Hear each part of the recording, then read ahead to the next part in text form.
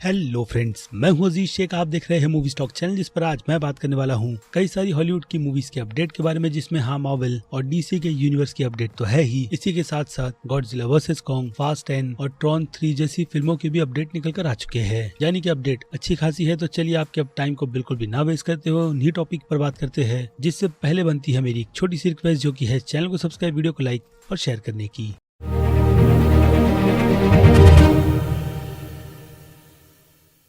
So friends, तो आ जाते हैं सबसे पहले अपडेट पर, जिसमें आपको तो ये बात बहुत ही अच्छी तरीके से पता होगी कि इसके पहले हॉलीवुड रिपोर्टर वालों की तरफ से एक रिपोर्ट को ब्रेक किया गया था, जिसमें उनका दावा गॉडजिला वर्सेस कॉन्ग के यूनिवर्स को आगे बढ़ाने का है। लेकिन प्रोजेक्ट पूरी तरीके से फोकस गॉडजिला पर नहीं बल्कि कॉन्ग पर करेगा, जिसका टाइटल पॉसिबली उनके हिसाब से सन ऑफ कॉन्ग हो सकता है। जिस प्रोजेक्ट से रिलेटेड सारी की सारी डिटेल्स पर मैं आपको अपडेट दे चुका हूँ कि लेजेंडरी स्टूडियो और वार्नर ब्रदर्स की टाई अप उसी प्रोजेक्ट पर आगे क्यों बढ़ना चाहेगी, गॉडजिला पर क्यों नहीं, क्योंकि टोहो के कॉपीराइट का मसला और उसमें पार्टनरशिप शायद वार्नर ब्रदर्स वालों को कहीं ना कहीं पसंद नहीं आ रही। इसलिए उसका फायदा वार्नर ब्रदर्स अपनी फिल्म बनाकर, यानी कि गॉडजिला के यूनिवर्स को खुद के हिसाब से बिल्ड कर उस फिल्म में तो देगा ही, जिस फिल्म के साथ में अटैचमेंट अगेन इसी रिपोर्ट के according Godzilla versus Kong film के डायरेक्टर एडम वेनकाट की है। बट उससे ज्यादा उस प्रोजेक्ट से रिलेटेड कोई भी अपडेट निकल कर नहीं आया है। लेकिन ये बात कंफर्म है कि कॉन्ग के किसी प्रोजेक्ट पर स्टूडियो डेफिनेटली काम कर रहा है। लेकिन वो एक न्यूज जिसे आकर काफी ज्यादा टाइम हो चुका है, उस पर ऐसा कोई भी अपडेट, यानी कि उसकी कहानी के खत्म होने के ड्राफ्ट की अपडेट से लेकर प्रोडक्शन तक की डिटेल निकल कर नहीं आई है। और फिर क्या, ऑस्ट्रेलिया न्यूज चैनल ने फैंस के लिए रिपोर्ट को ब्रेक कर एनेस्थीसिया के इस रिपोर्ट को, यानी कि ट्वीट को शेयर कर दिया, जहां पर क्वींसलैंड की लोकेशन पर गॉडजिला वर्सेस कॉन्ग के यूनिवर्स को बिल्ड करने की पूरी प्रिपरेशन कर ली गई है। और अब वहां की स्टेट की गवर्नमेंट इस बात का दावा कर रही है कि ये प्रोजेक्ट गॉडजिला वर्सेस कॉन्ग का सीक्वल है, क्योंकि इससे वहां पर उन्हें अच्छा खासा प्रॉफिट होगा, वो भी ऐसी पेंडेमिक की सिचुएशन के बाद। इसलिए खुद गवर्नमेंट ही खुलकर इस पर अपडेट देती हुई नजर आ रही है, जिससे डेफिनेटली हो सकता है कि स्टूडियो कहीं ना कहीं खुश नहीं होगा।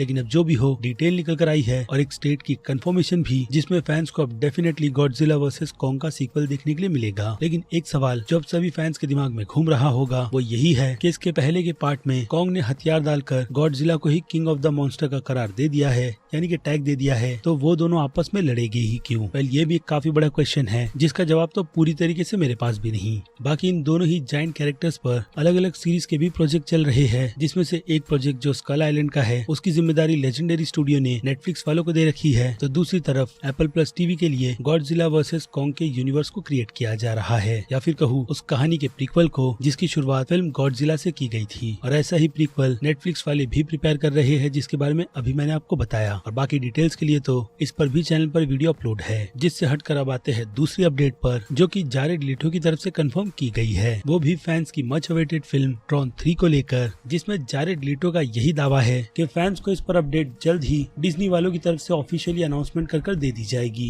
क्योंकि अगर देखा जाए तो काफी बड़ी बड़ी वेबसाइट्स ने इस प्रोजेक्ट पर अपनी कंफर्मेशन दी है, लेकिन ऑफिशियली स्टूडियो ने आकर ये बात पूरी तरीके से डिक्लेयर नहीं की है कि वो इस प्रोजेक्ट पर किस तरीके का काम कर रहे हैं, और क्या ये फिल्म सच में ट्रॉन के यूनिवर्स का थर्ड पार्ट है भी या नहीं। क्योंकि अगर देखा जाए तो ज्यादातर तो डिज्नी फिलहाल तो अपने यूनिवर्स को ज्यादा रिबूट करने के मूड में आ गया है, ताकि वो ज्यादा से ज्यादा कंटेंट थिएटर्स में कम और डिज्नी प्लस पर ज्यादा रिलीज करे। इसी के चलते नेशनल ट्रेजर जैसी काफी आइकॉनिक फिल्म को सीरीज में कन्वर्ट कर एक्टर तक को निराश कर दिया गया है, यानी कि निकोलस केज को, जिन्होंने अब खुद की तरफ से ये बात कंफर्म कर दी है कि नेशनल ट्रेजर का यूनिवर्स पूरी तरीके से उनके कैरेक्टर को लेकर बंद हो चुका है, यानी कि तीसरा पार्ट नहीं बनेगा, और जो बन रहा है वो एक हिसाब से इस यूनिवर्स का रिबूट है। खैर, लेकिन फिर से टॉपिक पर आए, यानी कि ट्रॉन 3 पर, तो जारेड लीटो ने यहाँ पर यह भी बात क्लियर कर दी है कि वो इस प्रोजेक्ट पर दिल लगाकर काम करना चाहते हैं, क्योंकि वो इस यूनिवर्स के फैन भी है। बाकी देखते हैं इससे रिलेटेड और क्या अपडेट निकल कर आता है। जिससे हटकर अब आ जाए फास्ट एंड फ्यूरियस 10 फिल्म पर, तो कई सारी बड़ी बड़ी वेबसाइट्स इस फिल्म में एक और नाम की कास्टिंग की कहीं ना कहीं कंफर्मेशन कर रहे हैं कि इस फिल्म में हम दी सुसाइड स्क्वाड फिल्म की एक्ट्रेस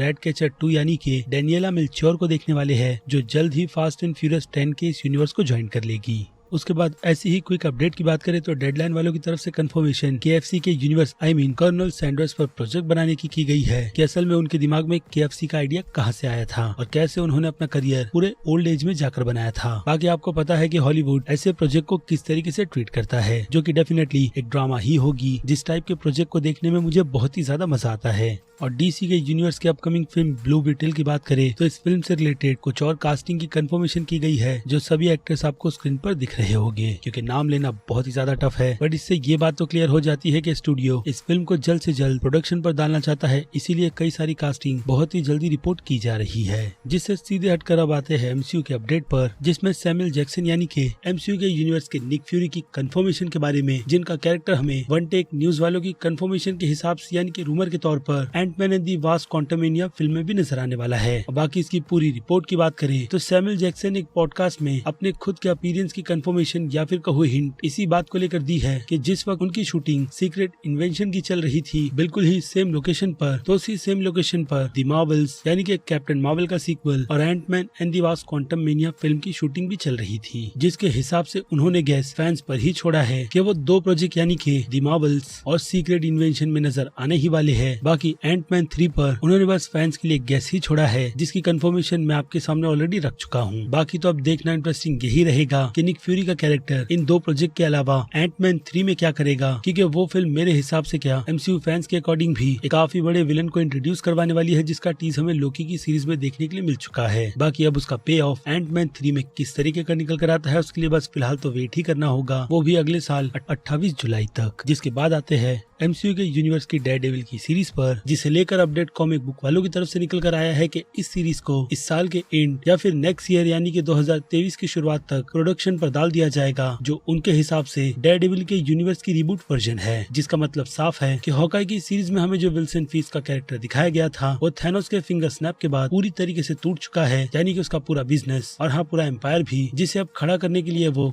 फिर से किस किस हदों को पार करेगा, शायद से वही सारी की सारी डिटेल्स हमें इस बार एमसीयू की तरफ से बनने वाली डेयरडेविल की सीरीज में देखने के लिए मिलेगी, जिसमें डेयरडेविल यानी कि चार्ली कॉक्स का कॉस्ट्यूम कॉमिक बुक से एक्वायर करके बनाया जा रहा है, यानी वही पुराना रेड और येलो के पैच में। बाकी ये सीरीज आर रेटेड के मामले में डिज्नी की तरफ से कितने उनके कानून को तोड़ती है या नहीं, उसका पता तो डेफिनेटली आने वाले दिनों में ही चलेगा, खास करके मून नाइट की सीरीज को देखने के बाद। लेकिन उस मामले में अगर देखा जाए तो डेयरडेविल उससे भी काफी ज्यादा डार्क यानी कि ब्रूटल है, जिसका फर्क इंडिया यानी कि हॉटस्टार पर तो बिल्कुल भी नहीं पड़ेगा, लेकिन बाहर के देशों में खास करके यूएस में डिज्नी वाले अपनी रेटिंग को PG-13 ही रखना चाहते हैं। लेकिन अब पैसे के आगे उन्होंने भी अपने डिज्नी प्लस के स्ट्रीमिंग अकाउंट पर पेरेंट लॉक का सिस्टम डाल दिया है, जिसके पासवर्ड की मदद के बिना कोई भी बच्चा उन कंटेंट को देख नहीं सकता, यहाँ तक कि वो फैमिली मेंबर भी नहीं जिनके पास इसका पासवर्ड नहीं रहेगा। तो हाँ, ये मूव काफी ज्यादा अच्छा है, बट फिर से आ जाए उसी क्वेश्चन पर कि डिज्नी वाले इस आर रेटेड की कैटेगरी को खुद के यूनिवर्स में कितना अप्लाई करते हैं डिज्नी प्लस पर, उसके लिए मैं क्या आप भी बहुत ही ज्यादा एक्साइटेड रहेंगे। जिनसे हटकर अब सीधे आते हैं वांडा विजन के सीजन 2 की अपडेट पर, जिस पर मैंने पहले ही आपको ये बात कंफर्म कर बता दी थी, हाँ मेरी ही तरफ से,